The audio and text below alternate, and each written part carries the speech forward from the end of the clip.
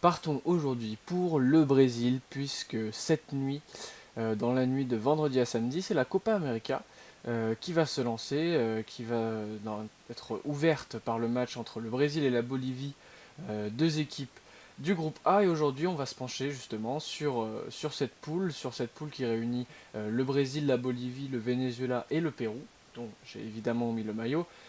Ne vous inquiétez pas, il n'y aura aucun avis biaisé ou aucun point de vue subjectif. Aujourd'hui, on est là pour parler objectivement des chances de chaque équipe de passer cette phase de poule et d'avancer pour les phases finales. On va essayer de faire un format un peu plus court pour voir rapidement et pour avoir un aperçu assez rapide pour se plonger dans les matchs qui vont commencer dans la nuit de vendredi à samedi. Donc, on va essayer d'articuler cette petite émission en trois parties avec la présentation des équipes. Je vais vous dire dans chaque équipe un joueur à suivre et pourquoi il va falloir suivre ce joueur. Et ensuite, on finira par un pronostic et sur les matchs qui vont être importants, qui sont absolument à regarder, ceux devant lesquels vous devez être et ceux devant lesquels vous devez mettre une alarme, même si c'est dans la nuit, pour pouvoir les voir. Au niveau de la présentation des équipes, on va essayer de. Alors, on va commencer par le Brésil, hein, c'est l'équipe qui reste le favori incontesté déjà de cette poule, mais de la Copa América. Ils ont sûrement l'effectif le plus complet et le plus fort, hein, intrinsèquement, de cette compétition. Moi, je les vois totalement favoris. Je me demande comment est-ce qu'une équipe va pouvoir voilà, rivaliser avec les Brésiliens, même si c'est vrai, la pression populaire, la pression des médias peut quand même faire balancer peut quand même faire balancer au niveau mental. Moi, je pense quand même que le Brésil reste un des très très grands favoris à domicile. Au niveau de leur parcours, j'ai noté quelques petits éléments. Il reste sur un quart de finale, il me semble, oui c'est ça, un quart de finale en Coupe du Monde 2018 perdu contre la Belgique. Mais au-delà de cette élimination décevante, ça reste une équipe qui a produit peut-être le meilleur jeu de la Coupe du Monde 2018 et voilà, malgré l'absence de Neymar qui est très préjudiciable, notamment pour le sélectionneur, ça reste une équipe qui a toutes les clés en main pour gagner cette édition de la Copa América. On va essayer de passer voilà, un peu plus rapidement sur le Brésil. Au niveau de la Bolivie, voilà, puisque le Brésil reste une équipe que tout le monde connaît, au niveau de la Bolivie, c'est l'équipe qui est 63e au classement FIFA, donc qui il reste une sélection moyenne, qui n'a pas de rayonnement international très fort. Leur dernière participation en Copa América, c'était en 2015, où ils accrochent quand même un quart de finale, ce qui reste une belle performance, c'est-à-dire que, pour le rappeler, hein, quart de finale signifie que ils sont sortis des poules. C'est vrai que en le remettant en perspective, ils n'ont pas passé à proprement parler de tour à élimination directe, mais ça reste voilà, une performance de sortir des poules, sachant que la Bolivie, voilà, c'était pas une équipe qui fait figure de favori ou même d'outsider souvent en Copa América.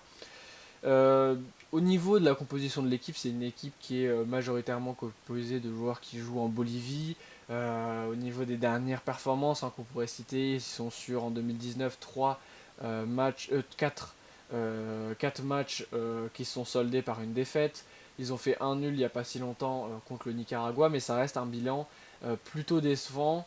Ils ont été avant-derniers des qualifications de la Coupe du Monde de l'année dernière sur la partie Amérique du Sud. Donc ça reste quand même une équipe voilà, qu'on ne voit pas aller plus loin que les phases de poule. Au contraire d'une équipe euh, comme le Venezuela, voilà, la Vinotinto, qui est une équipe voilà, qui historiquement c'est vrai, c'est comme un peu on va dire le Pérou, ce n'est pas une équipe majeure au niveau international, mais qui cette année pourrait s'avérer être une équipe très intéressante. Alors au niveau des petits flashbacks qu'on a essayé de faire sur toutes ces équipes-là, les qualifications pour la Coupe du Monde 2018 s'étaient aussi très mal passées comme la Bolivie, puisqu'ils ont terminé dernier. Donc derrière nos amis boliviens, voilà une très très grosse déception pour les Vénézuéliens et qui cette année vont espérer voilà, faire une belle performance et sortir au moins des poules de la Copa América, puisque emmenés par leur duo d'attaque qui est très solide, Salomon Rondon et Joseph Martinez, avec ce duo d'attaque, ils peuvent espérer, c'est vrai, être une surprise de cette Copa América. Alors peut-être, moi je les vois évidemment concurrencer le Pérou pour sortir des poules, mais si ils étaient amenés justement à sortir des poules, c'est vrai que ce serait un peu compliqué ensuite de passer plusieurs tours et de les imaginer jouer contre, voilà, par exemple une équipe comme l'Uruguay. Ce serait peut-être plus facile contre une équipe comme le Chili, mais je ne les vois évidemment pas faire de résultats contre les Uruguayens. On termine sur cette présentation des équipes avec le Pérou. Le Pérou, c'est une équipe qu'on voit assez régulièrement en Coupe du Monde, qui ont fait des bonnes performances en Copa América, notamment là je l'ai noté, hein, la Blanqui Roja, qui a terminé troisième de sa poule l'année dernière contre la France, évidemment, on s'en souvient, avec deux matchs contre le Danemark et les Français qui ont été plutôt accrochés. C'est une équipe de battants, hein, on le sait, avec Paolo Guerrero, le légendaire capitaine de cette équipe péruvienne, qui se sont battus contre voilà, les deux, comment dire, les deux, peut-être pas ogres de leur poule l'année dernière, mais les deux nations favorites, et qui ont réussi quand même à accrocher une victoire contre l'Australie. Au niveau de la Copa América en 2015, il reste sur un podium qui a été accroché également, une troisième place qui est quand même une très très belle performance pour cette équipe d'Amérique du Sud. La campagne de 2016, donc le centenaire de la Copa América, a été quand même un peu entachée par leur qualification en quart de finale sur le dernier match contre le Brésil, avec cette qualification sur un but de la main. Donc voilà, c'était quand même une satisfaction pour les Péruviens, mais voilà, au niveau de l'éthique, peut-être de la morale footballistique, ça l'était un peu moins. Ils sont emmenés par des joueurs, donc on a cité Paulo Guerrero, mais on pourrait citer aussi Advincula, Christian Cueva, Edison Flores, qui sont des joueurs, on l'a vu, qui ont pu embêter fortement les Français par exemple. On a donc eu cette base au niveau des équipes pour pouvoir aborder au mieux les matchs de poule, mais quel joueur il va falloir suivre durant cette première phase de la Copa América. On va essayer de faire dans le même ordre qu'au niveau des équipes. Je vais commencer par un Brésilien. Alors c'est vrai que quand on pense à l'équipe du Brésil en ce moment, on pourrait se dire Jesus, on pourrait se dire Thiago Silva évidemment, on pourrait se dire Alisson ou Ederson, on pourrait se dire Arthur du Barça, mais on pourrait aussi dire un autre Blaugrana, Philippe Coutinho. C'est lui que j'ai choisi, non pas parce que il fait une saison exceptionnelle et qu'il arrive sur de très bonnes bases, mais surtout parce que c'est un joueur qui va avoir beaucoup à prouver. C'est pour lui la Copa América une compétition charnière où il va devoir prouver qu'il peut retrouver le niveau qu'il avait à Liverpool et après sa saison très décevante au Barça, il va devoir prouver que c'est un joueur d'un statut international, même si c'est vrai que par moment il a été quand même assez intéressant, mais il va avoir beaucoup de choses à prouver si de un il veut être transféré et voilà tout simplement au niveau salarial, hein, avoir des prétentions un peu plus importantes et voilà, arriver avec une certaine importance, arriver avec un certain pouvoir de négociation. C'est vrai que la Copa América peut l'aider là-dedans, mais dans un deuxième temps, si lui veut rester, on l'a vu, hein, Valverde on a fait quand même un joueur assez important de son effectif.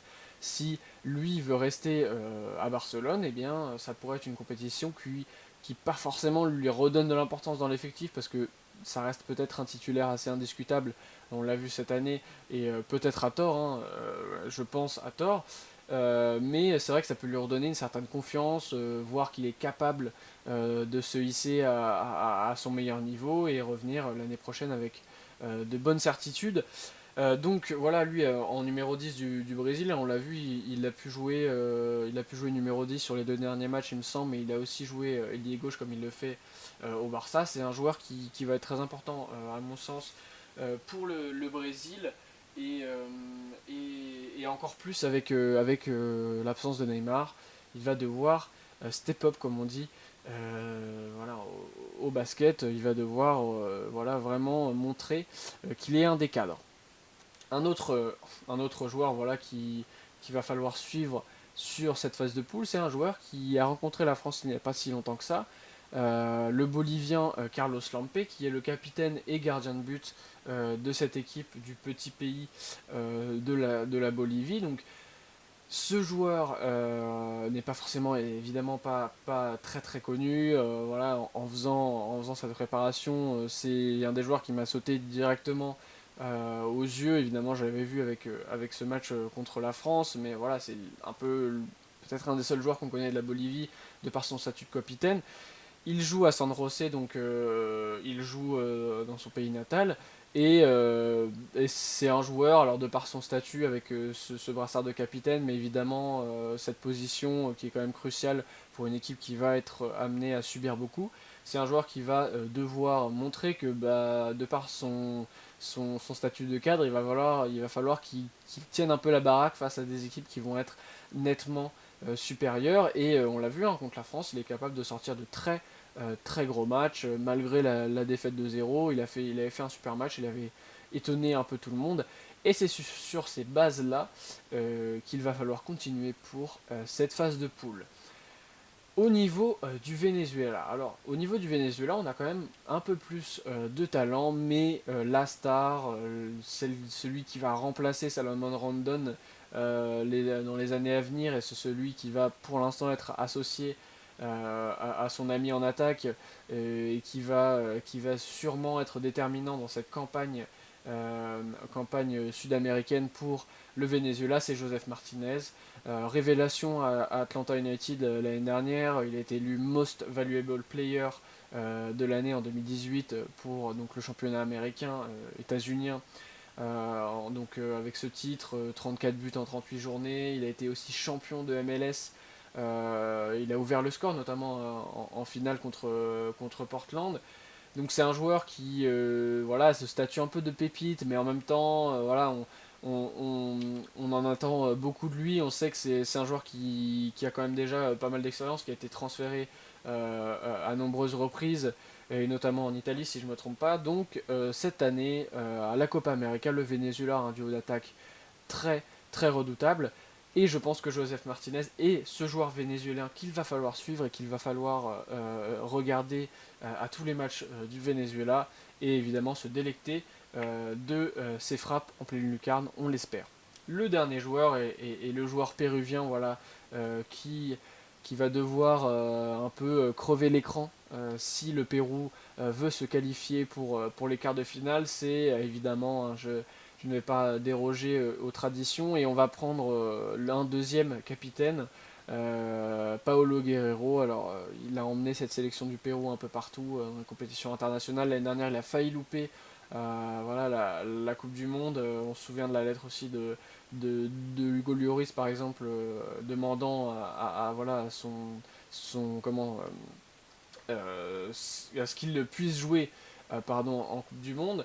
Donc Paolo Guerrero, encore une fois, cette année va devoir être le joueur qui va porter la Blanquiroja et qui va devoir montrer que c'est, encore une fois, ça reste la légende péruvienne.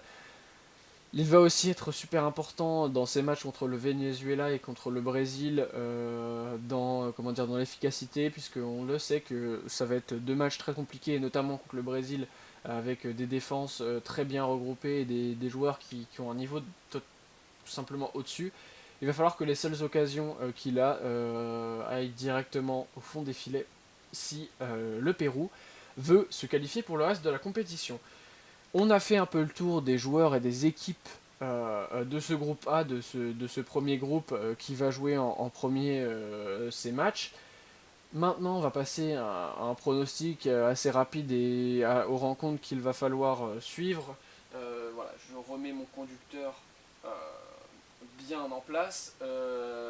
Au niveau d'un pronostic, donc tout simplement basique sur un classement pour ce groupe A, Je ne vais pas être très, comment dire, très extravagant. Je mets le Brésil en première place et la Bolivie en dernière place. Je pense que voilà, au niveau tout simplement intrinsèquement, ces deux équipes sont soit les plus faibles, soit la plus faible, soit la plus forte. Donc pour moi, le schéma classique va être respecté. Le Brésil va gagner tous ses matchs. La Bolivie va peut-être perdre tous ses matchs et espère un match nul contre le Venezuela et le Pérou. Et c'est justement peut-être ce match nul pour les Vénézuéliens et les Péruviens qui va déterminer cette première place ou cette deuxième place, cette troisième place qui serait synonyme soit d'élimination, soit de qualification pour l'écart de finale, sachant que le meilleur troisième des trois groupes est repêché et passe à ces quarts de finale. Donc, entre le Venezuela et le Pérou, c'est cette bataille qui va être évidemment alléchante en ce début de Copa América. Et pour trancher, je vois quand même, malgré le fait que j'ai mis le maillot du Pérou, je vois quand même le Venezuela passer. Ils ont fait de très belles performances il n'y a pas très longtemps. Ils ont éliminé les États-Unis. Ils n'ont pas éliminé les États-Unis, mais ils ont battu les États-Unis en match amical 3-0. Ils ont battu l'Argentine en mars sur le score de 3-1. Donc c'est une équipe qui est sur une bonne lancée, à contrario avec le Pérou qui quand même qui a comment une tendance un peu moins favorable. Donc c'est une équipe qui va être sur une bonne lancée et qui a le talent évidemment pour faire déjouer le Pérou. C'est deux équipes qui vont se valoir et qui je pense voilà, vont être très agréables à voir s'affronter. Et je vois le Venezuela donc voilà, prendre cette deuxième place et se qualifier pour les quarts de finale. Donc évidemment, je vous ai parlé un peu de tout ce qui était à suivre.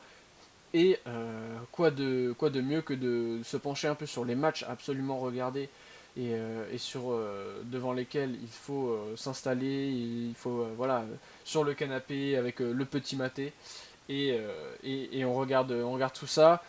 Il y a évidemment le match entre le Venezuela et le Pérou de demain à 21 h heure française, qui est déjà un match charnière pour les deux équipes. Si une des deux équipes gagne, c'est évidemment une énorme option prise sur cette qualification. Et je pense que voilà, c'est le match pour moi à regarder sur ce groupe A. Et si et donc l'un des deux vainqueurs va donc affronter ensuite le Brésil et c'est cette confrontation ensuite entre le vainqueur de Venezuela-Pérou et le Brésil qui va être ce deuxième match à regarder. Donc évidemment si vous avez d'autres voilà, d'autres joueurs que vous aimeriez voir briller sur ce groupe A, n'hésitez pas à les mettre dans les commentaires. Si vous avez si vous pensez qu'il y a des choses que j'ai pu louper, que ce soit sur le Brésil, la Bolivie, le Venezuela ou le Pérou, n'hésitez pas à me le faire savoir. Et en attendant la preview du groupe B, je vous souhaite une bonne soirée et une bonne Copa América.